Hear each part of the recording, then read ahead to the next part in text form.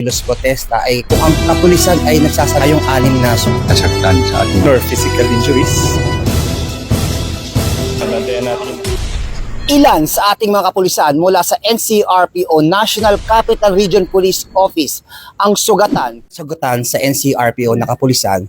Ano po ang mensahe nyo? Nananawagan ako sa lahat ng mga nagkikilos protesta ngayon. Ang mga pulis namin ay under very strict instructions sa maximum tolerance. Huwag niyo sanang itawid sa mabigat na at marahas na paraan ng inyong protesta. Kami naman ay nagtatrabaho lang.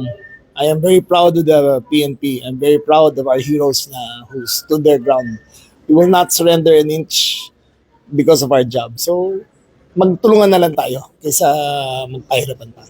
Sir, mensahe nyo lang po sa ating mga kapulisan na madaling araw pa lang hanggang umabot ng gabi ay 24 hours simula po kahapon nasa lansangan pa kahit umulan sir, nandun pa po sila sir. Maraming salamat sa lahat ng kawal ng PNP. There is a reason that kung bakit napakataas ang trust rating natin yan. Because we stick to our duty, we stick to our principles, we stick to what we swore to, our allegiance to the country and to our duties. Okay, so stick to your job. I'm very proud of you. At tandaan nyo, kung andito ako lagi, hindi ko kayo pinapabayaan. Sir, kumusta na po yung ating mga patient? So far ngayon, they are all stable. Majority of them sustained minor physical injuries. And with a good progress, baka discharge natin sila after 24 hours. Majority of them galing sa EPD. 5 of our patients came from EPD. 2 from RMFB. And we have 1 from NPD. So, kumusta naman po yung kondisyon na meron bang tinahisa nila o something na major surgical? Paano po ba?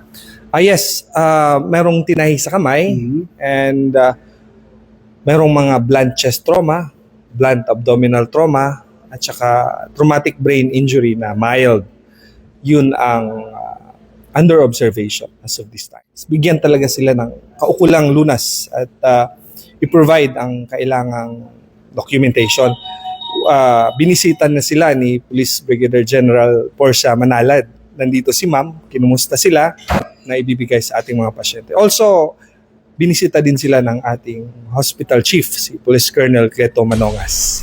He is also involved doon sa management at saka monitoring ng ating patients. tatlo sa atin ang nasaktan sa ating mga kasamahan sa RMFB. At ang pulis natin ay naglilingkod lang. Mga rallyista doon ay hindi maging marakas dahil ito ay faith-based. No? Ito ay religious rally na kung saan ipahayag sana lang nila yung kanilang hinaing. Ngunit ang nangyari, naging marahas sila. At nakita naman natin na pati daloy ng trapiko ay naapektuhan. Ihin natin na tayo ay disiplinado at professional at igalang natin ang karapatan ng bawat isa, hindi lamang ng mga ating kapulisan, kundi yung mga maging yung mga rallyista na rin at yung mga nandun na mga tao.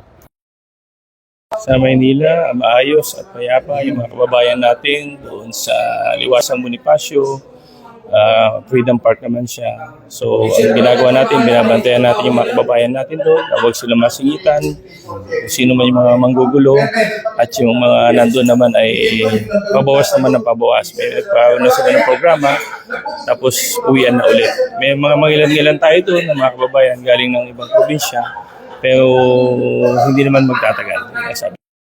Mula po dito sa Philippine National Police Headquarters, sa ngalan po ng aming PNP Chief, Police General Jose Melencio Sinartatis Jr.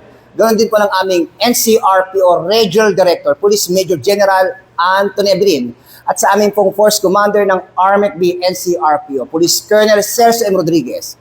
Ako po ang inyong Police News Network Correspondent, kasama si Patrolman Morgia, alagad ng batas, tagataguyod ng balitang pulis.